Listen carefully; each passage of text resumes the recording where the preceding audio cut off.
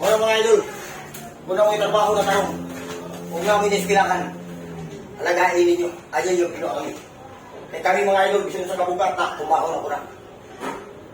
Pero dialagaan ako na akong trabaho mga idol. Isang bukat kayo. Kami mga widrado.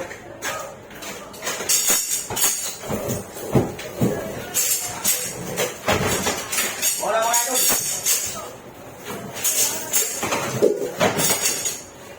Alagain ninyo.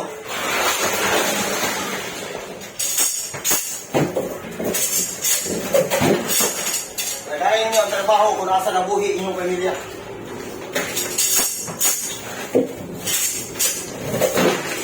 Mabuhat ba na o magaan?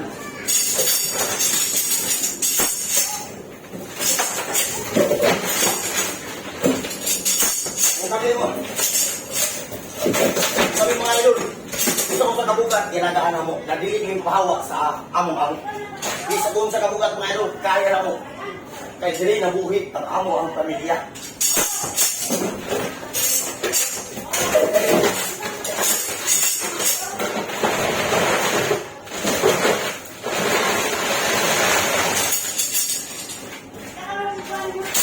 Kung wala ni mga idol na bugat o bugnaw, hindi magkakaon ng pamilya. O mintas kaya ko mga idol. Tumba. Laban para sa itong pamilya.